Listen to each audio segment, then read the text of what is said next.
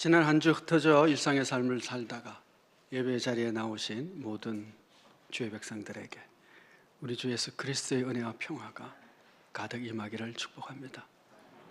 그렇게 주신 하나님의 은혜로 이번 한 주도 흩어져 살 때의 소금으로 빛으로 승리할 수 있게 되기를 더욱 축복합니다. 지난 주 중에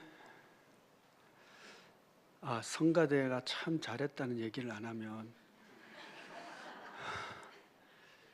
식사 시간에 말들이 많다 그러더라고요. 우리가 뭘 잘못했을까. 좋은 찬양 늘 준비해 주셔서 감사합니다. 하나님이 받으실 만한 기쁜 찬양이 된 줄 믿습니다. 지난 지중에 조선족 목회자를 한 명 만났어요. 그리고 북한과 중국의 그 국경 지역에서 일어나고 있는 일들에 대한 소식을 들었습니다. 코로나 사태로 말미암아 예고 없이 갑작스럽게 국경이 폐쇄되었습니다. 그리고 지금까지 3년이 넘는 지금까지 국경은 폐쇄되어 있고 아마 5월 달쯤은 조금 열지 않을까라는 이야기는 있다고 그럽니다. 그러다 보니 어떤 일이 생겼냐 하면 이 변경 지역에는 그 보세구역이 있습니다. 그러니까 무관세 지역이라고 할까요?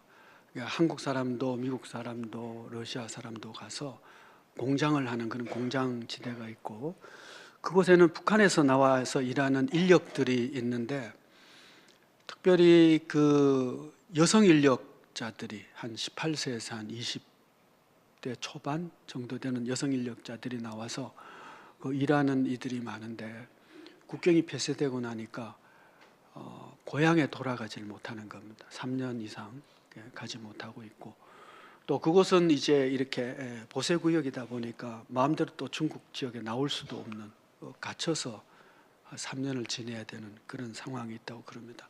그러다 보니 이런 정신적인 문제들도 많이 생기고 우울증 뭐 이런 것들이 있어서 여러 가지 일들이 많이 생기고 있고 또 그렇게 갇혀 있다 보니까 이 생필품이 원활하게 공급되지 못해서 굉장히 힘들다고 그럽니다. 재밌는 얘기도 하나 들었는데 그 북한에서 나와서 일하는 사람들의 임금을 받으면 국경이 폐쇄되었으니까 또 유엔 제재에 의해서 은행으로 송금할 수도 없는 상황이다 보니까 그 책임자들이 자기 집에 다 가지고 있다고요. 그러니까 3년치 되는 그 수많은 사람들의 그 월급을 집에 가지고 있으니까 돈이 엄청 많아가지고 도적놈들이 와서 훔쳐갈까봐 밤에 잠을 못 자는 일들이 그렇게 지켜야 되는 일들이 생긴다고 그래요. 어떤 사람들이 그들을 조금 도와주기 시작을 했다고 그럽니다. 왜냐하면 이제 여성 인력자들이 특별히 필요한 여러 가지 생필품들이 있는데 이제 공급이 제대로 안 되게 된 상황이 된 거죠. 그래서 너무 힘들다고 좀 도와달라고 해서 그걸 좀 도와줬는데 문제는 그 다음에 이것이 이제 우리 한국에서 기사화된 거예요. 기사화되면 어떤 일이 생길까요? 그 일에 관계된 모든 사람들이 다 잡혀가는. 여러분 그러면 이 일이 기사화되면 이런 일들이 생겨질 것이라고 짐작 못했을까요? 국경에서 일하는 사람들이 그 지역에서 있는 한국 사람들이 이 일이 알려질 때 어떤 일이 생길지 짐작을 못했다면 그건 정말 이상한 사람입니다. 능히 그렇게 될 것을 짐작해야 옳은 것이죠. 그럼에도 불구하고 왜 인터뷰를 하고 왜 그것이 기사화됐을까요? 거기는 내가 이 사람들을 참 도와주고 싶다라고 하는 선한 마음보다 내가 이만큼 착한 이고 선한 일을 많이 했다라고 하는 것이 알려지기를 원하는 그것이 더 큰 것이죠. 뭐 설마 그렇게 되겠어? 혹은 뭐 그렇게 돼도 뭐 그건 그 사람들 일이고 내가 이렇게 참 착한 일을 한 선한 사람이야. 이것이 더 컸기 때문이지 않을까 하는 생각을 하는 것이죠. 습관이 영성이다라고 하는 책이 있는데 이 책에 보면 롤리의 소년 이야기라고 하는 그림 이야기가 나옵니다. 그 그림은 이런 장면이에요. 소년 둘이 그 선원의 이야기를 듣고 있는데 이 선원은 저 바다 건너에 손을짓을 하고 있습니다. 설명을 이렇게 하죠. 이 롤리라는 아이가 소년 때에 저 바다 건너에 있는 멋진 세계에 대한 소년의 이야기를, 이 선원의 이야기를 들으면서 마음에 꿈이 생기고 그곳을 자기가 가고 싶다, 발견하고 싶다라고 하는 강렬한 열망을 가지고 그가 살아간 인생이 되었던 그 계기가 바로 이 선원의 이야기다라고 하는 것입니다. 이 롤리라고 하는 사람은 당시에 이렇게 알려져 있던 그 황금의 도시라고 하는 엘도라도를 찾기 위해서 대서양을 2번이나 건너고 모험을 했던 사람이고 지금은 미국 땅의 노스캐롤라이나를 영국 식민지로 최초로 만든 사람이기도 합니다. 이런 일을 하게 된 그의 동기가 어릴 적에 들은 그 선원의 이야기가 그 마음속에 갈망이 되고 열망이 되고 그 꿈을 내가 이루고 싶다라고 하는 것이 그 인생을 이끌어 갔다는 것입니다.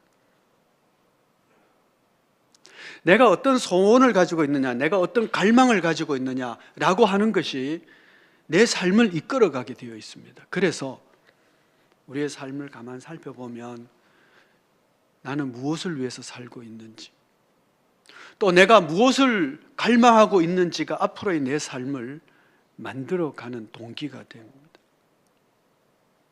나의 간절한 열망이 하나님의 기쁨이 되는 것이고 하나님이 내게 주신 사명을 감당하는 것이고 하나님의 은총과 소망으로 살아가는 것이다.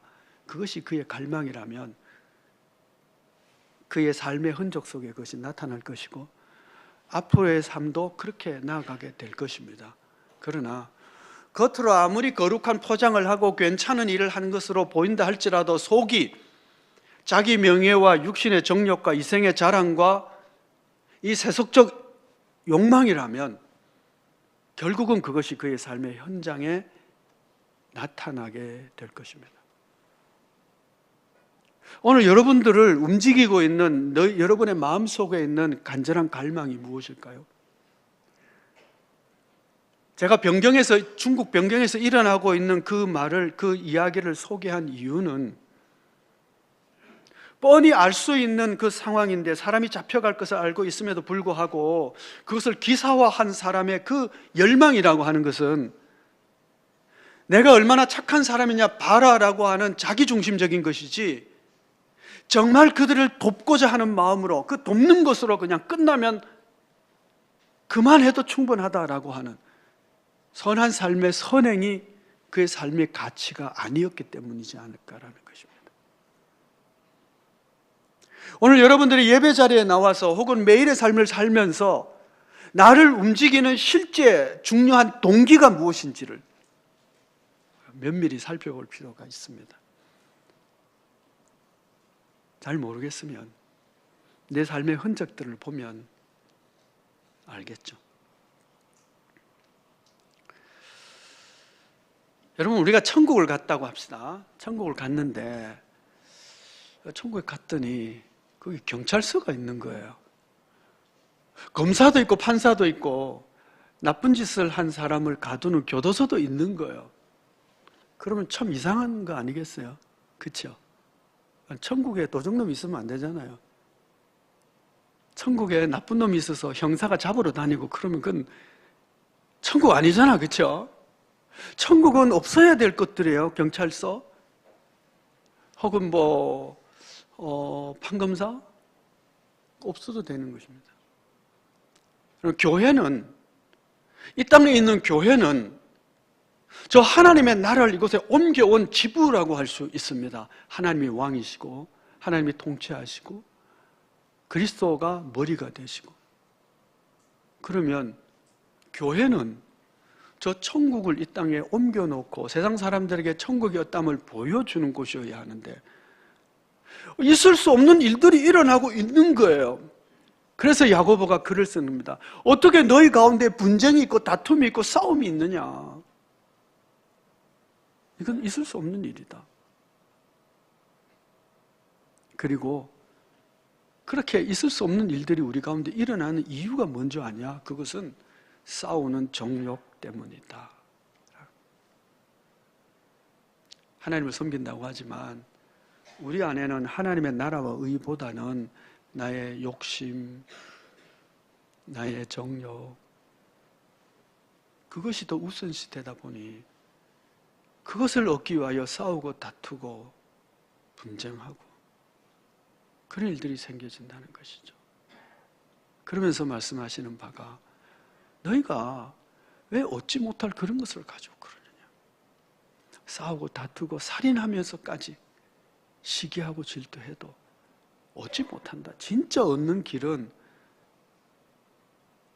후히 주시고 꾸짖지 아니하시는 하나님께 구하는 길이 있는데 왜 너희가 그러느냐 하는 것입니다. 우리 하나님은 풍성하게 넘치게 우리의 구함을 채워주시는 분이신 줄 믿습니다. 욕심을 부린다고 채워지는 것이 아니라 구하면 된다는 거예요. 자, 여러분, 제가요, 가끔씩 제가 설교한 걸 보거든요. 보면 제가 깜짝 놀라요. 아, 내가 이렇게 늙었나? 주름살이 이렇게 많나? 그래서 제가 이제 기도하는 거예요, 하나님께. 이제 예를 든 거예요. 하나님, 제가 그래도 사람 앞에 서야 되는데 사람 보기에 좀 험하면 안 되잖아요. 그러니 하나님 제게 주름살도 다 펴주시고 피부도 좀 팽팽하게 해주시고 머리카락도 좀 풍성하게 해주시고 여러분, 하나님 그러면 참 좋겠습니다. 제가 설교자로서 사람들 눈에 너무 험악하게 보이면 안 되지 않습니까? 그 기도를 한 거예요. 예를 들어서 기도를 했는데 하나님 들어주시면 너무 감사한 일이지, 그렇죠? 예. 마음의 소원을 들어서 피부도 팽팽하게 젊은이처럼 그리고 머리숱도 아주 많게. 이건 너무 감사한 일이죠. 그런데 하나님이 안 들어주셨다. 예. 피부는 여전히 점점 주름살이 져가고 머리카락은 점점 없어지고 전혀 기도의 응답이 없다. 그럼 어떻게 해야 돼요? 그래도 감사하죠. 하나님의 은혜가 그만하면 됐어. 그만하면 좋게. 라고 하시는 하나님의 음성으로 우리가 하나님을 믿고 그렇게 기도가 응답하여 주신 것을 믿고 감사하고 만족하면 안 될까요? 하나님께 구하면 되는데 구해서 주시면 감사하고 안 주셔도 하나님께서 나의 풍성한 은혜로 생각할 때 너 그거 없어도 돼. 그만하면 충분해. 라고 하나님께서 우리에게 응답해 주신 것으로 기도하고 믿으면 우리의 마음에 평안이 있지 않겠습니까? 구하면 될 것을.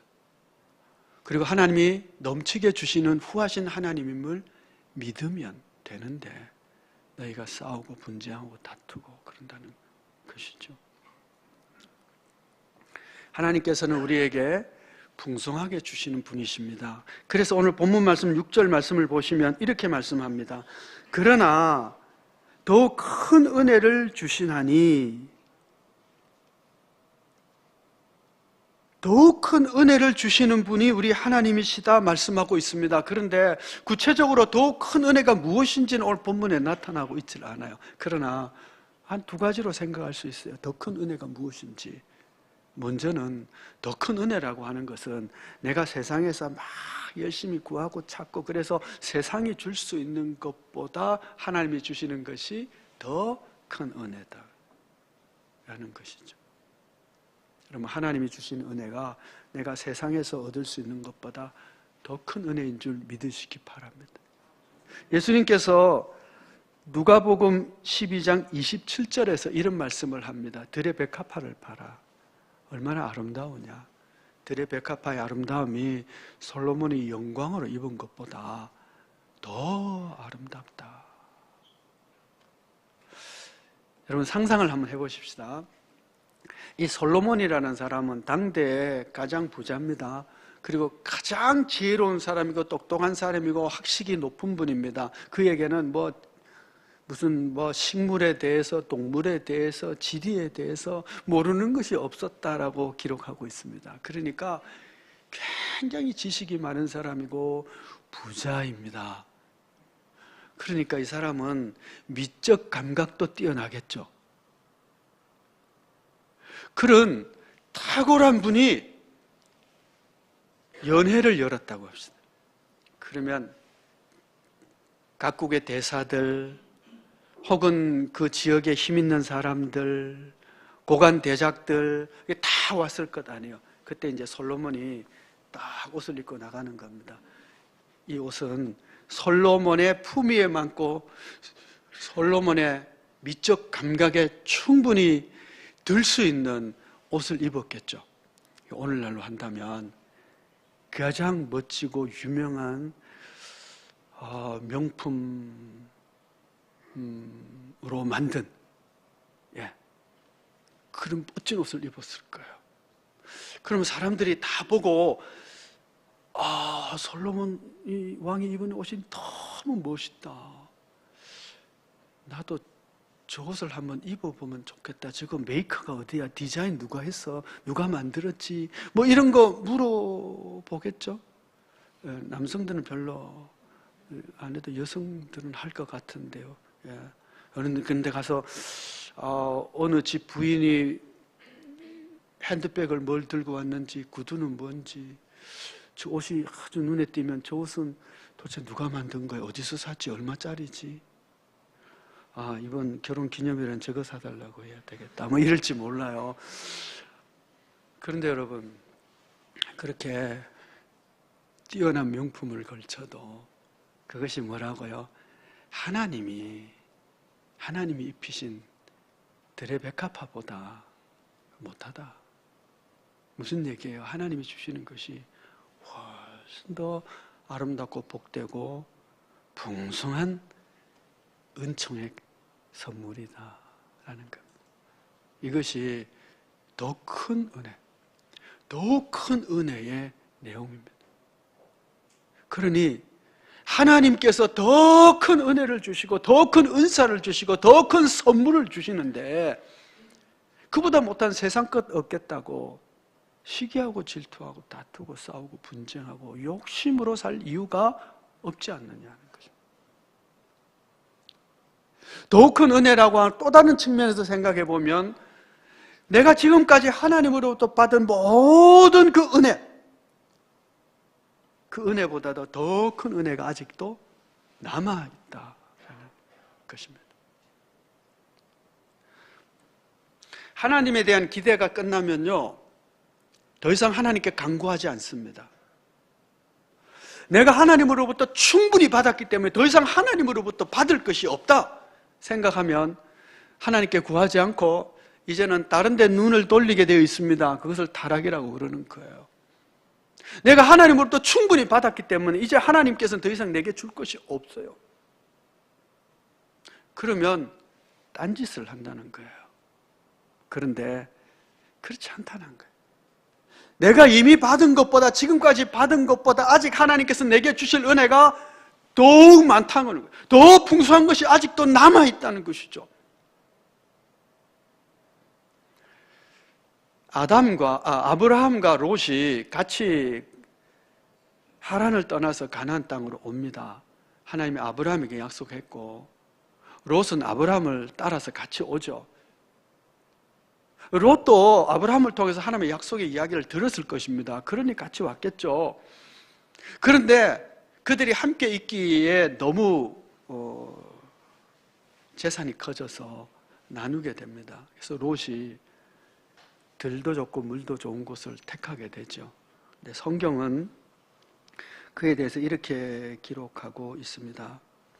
창세기 12장 12절 13절인데 아브라함은 가나안 땅에 거주하였고 롯은 그 지역의 도시들에 머무르며 그 장막을 옮겨 소돔까지 이르렀더라. 소돔 사람은 여호와 앞에 악하며 큰 죄인이었더라. 들판 좋은 데를 가서 그 지역의 도시에 머물며 점점 소돔으로 장막을 옮겨가는 것입니다.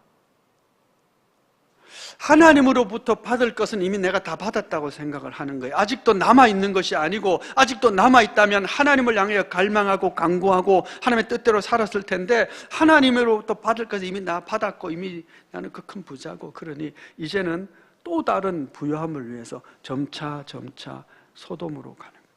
그것이 죄악의 도시임에도 불구하고 좀 가는 거예요. 아담과 하와가 에덴 동산에 삽니다. 그곳에서 하나님이 주신 모든 것을 누리며 살지요. 하나님으로부터 더 이상 기대할 것이 없다고 생각하니까 사탄이 와서 속이는 말에 기가 솔깃해지는 거예요. 하나님이 이 모든 것을 다 주었지. 그런데 선악을 알게 한 나무는 먹지 말라고 했잖아. 그거 먹으면 하나님처럼 될걸? 넘어가는 거예요. 여러분, 하나님께서 우리에게 베푸신 은혜가 이미 넘치고 지금까지 살아온 것 중에 크신 은혜라 할지라도 앞으로 베푸실 하나님의 더 큰 은혜도 남아있다는 사실을 기억하시기 바랍니다. 하나님은 아직도 충분히 우리에게 주실 넘치는 더 큰 은사와 선물이 있습니다. 어제 우리 알파 코스 만찬이 있었는데, 만찬의 토크의 제목은 아시다시피 지금보다 더 나은 삶이 있을까입니다. 답은 뭐예요? 답은 예스죠. 더 나은 삶이 있습니다. 저도 꿈을 꾸기 시작을 합니다. 나의 최선의 최고로 아름다웠던 날들은 20대지, 30대 더 아름다울 수 있고요. 30대? 아니요, 40대 더 아름다울 수 있고요. 40대, 50대가 더 아름다울 수 있고요. 70, 80에 살아온 날들보다 더 멋진 날들이 하나님께서 은혜를 주시면 그 그리스도 예수 안에서 더 풍성한 날들이 있고 우리는 기대하며 살다가, 그리고 마지막 가장 하이라이트 언제죠? 주님 오시는 날 부활의 영광에 참여하게 될 것을 믿습니다. 그러니 여러분, 지금까지 하나님이 내게 주신 은혜로 충분히 만족하고 감사하지만 우리 하나님은 또 다른 크신 은총으로 우리를 이끄신다는 사실을 기억하시고 그 은혜를, 하나님 주실 더 큰 은혜를 바라보고 사모하고 꿈꾸고 나아갈 수 있게 되기를 축복합니다. 그러면 어떻게 더 큰 은혜를 받을 수 있을까요? 오늘 본문은 야고보는 6절에서 이렇게 말씀합니다. 그러나 더욱 큰 은혜를 주시나니 그러므로 일렀으되 하나님이 교만한 자를 물리치시고 겸손한 자에게 은혜를 주신다 하였느니라. 아멘. 성경은 너무너무 많이 은혜를 받는 길이 겸손임을 가르쳐주고 있습니다. 오늘 본문 말씀은 교만한 자를 물리치신다는 겁니다. 적극적으로는 물리치는 거예요. 소극적으로는 은혜를 베풀지 않는 것이고 적극적으로는 물리쳐. 겸손한 자에게 주십니다. 잠언 3장 34절에서도 진실로 그는 거만한 자를 비웃으시며 겸손한 자에게 은혜를 베푸시나니 그럽니다. 잠언 18장 12절에서는 이렇게 말씀합니다. 사람의 마음의 교만은 멸망의 선봉이요 겸손은 존귀의 길잡이니라. 이건 너무 잘하는 말씀입니다. 교만은 멸망의 선봉이다. 겸손은 존귀의 앞잡이다.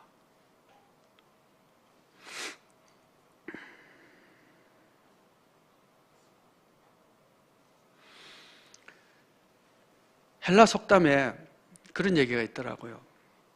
신들이 사람을 벌주기 위해서는, 신들이 사람을 벌줄 때에는 그 사람으로 미치게 만든다, 이렇게. 근데 여러분, 우리가 오늘 이 말씀을 통해서 보면 하나님의 벌 주기를 원하는 사람은 어떻게 할까요? 교만하게 만들어요. 왜냐하면 교만하면 망하니까. 하나님이 존귀히 여기고 복 주고 은혜를 베푸기를 원하시면 어떻게 할까요? 그로 하여금 겸손하게 할 것입니다. 겸손이 존귀의 앞잡이니까요. 그런데 여러분, 우리가 교만하면 내가 교만함을 알까요? 스스로 교만함을 알까요? 모릅니다. 교만한 자는 자신의 교만함을 모릅니다. 내가 교만할 때 교만함을 내가 모릅니다. 그래서 하나님께서는 그를 존귀히 여기고 복을 주기 원하면 그를 겸손하게 만드는 것입니다. 지난 주 중에 우리가 읽었던 새벽기도의 본문 중에 다윗의 이야기가 나옵니다. 다윗의 밧세바 이야기가 나오죠. 아니, 다윗이 어떻게 그런 짓을 할 수가 있어요? 그렇죠? 다윗 같은 사람이 충신의 아내를 범하고 그리고는 그 충신을 자기 한 짓을 감추려고 죽이고, 아니 어떻게 그런 짓을 다윗이 할 수가 있죠? 그러니까 교만했기 때문입니다. 왕의 권력에 취해서요, 더 이상 하나님의 눈에 보이지 않는 거예요. 다윗의 눈에 하나님이 보이질 않아요. 다윗의 귀가, 다윗의 생각에 더 이상 하나님의 법칙이, 하나님의 말씀이, 하나님의 율법이 더 이상 눈에 들어오지 않고 마음에 들어오지 않는 거예요. 내가 왕인데 내가 못할 것이 뭐 있어요?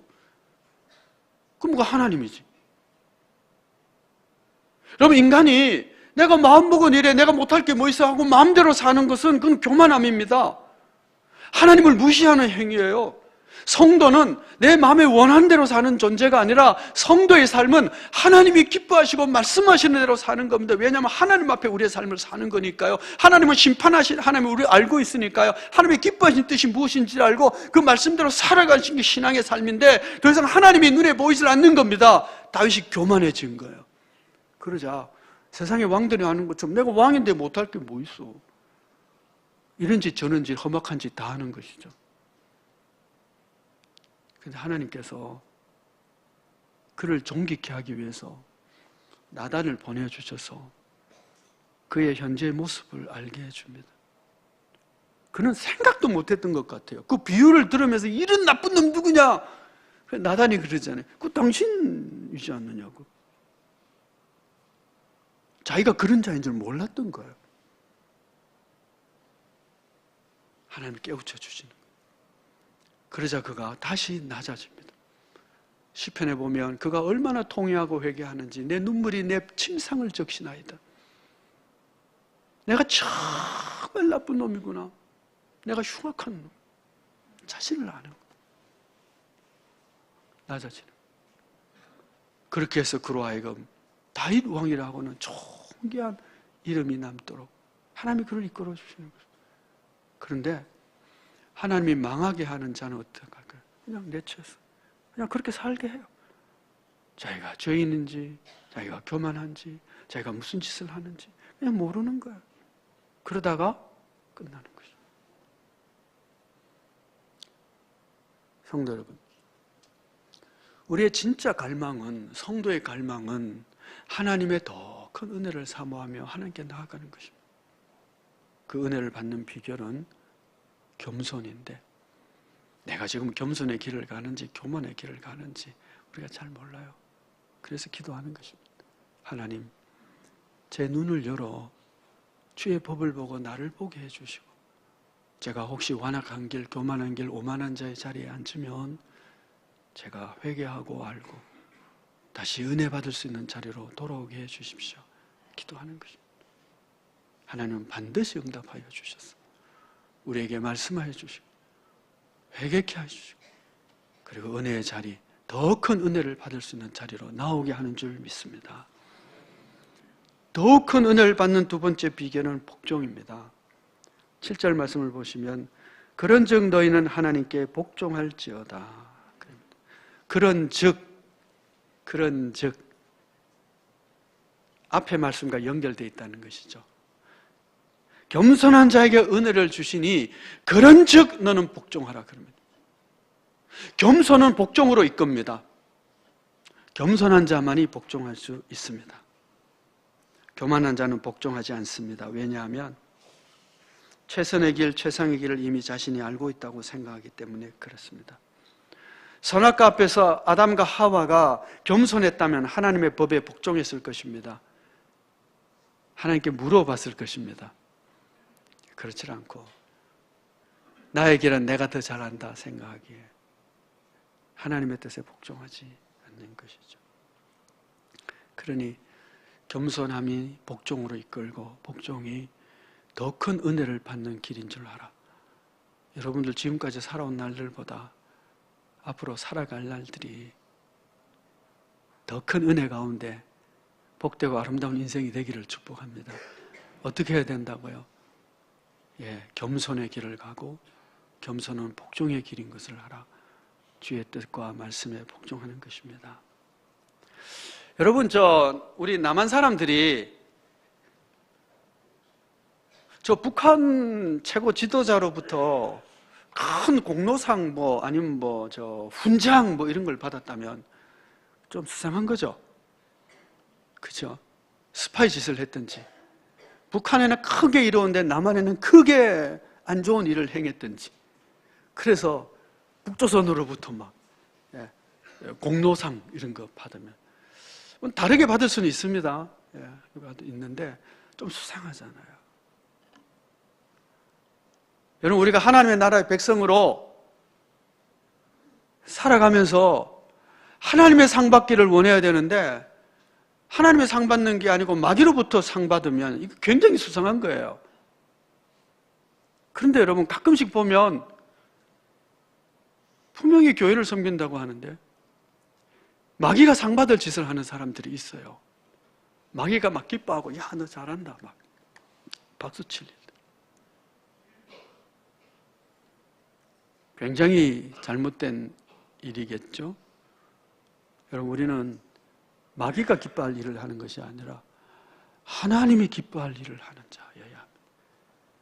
하나님이 주실 더 큰 상급, 더 큰 은혜, 그것이 나의 간절한 열망이 되어서 우리의 삶을 겸손과 복종으로 이끌어감으로 말미암아 지금보다 내일, 오늘보다 10년 뒤 더 풍성한 놀라운 삶을 살다가 하나님 앞에서 설 수 있는 그런 우리 믿음의 사람들이 다 되시기를 축복합니다. 기도하겠습니다. 은혜로우신 아버지 하나님, 나의 간절한 갈망과 소망이 하나님이 주시는 더 큰 은혜이고 그 은혜 받기를 소원하며 하나님의 기쁨이 되는 것이 나의 열정이 되어서 그렇게 매일매일 살아가는 저희들 되기를 원합니다. 싸우는 정욕에 따라 시기하며 다투며 살아가는 자 되지 않도록 겸손과 복종으로 하나님께서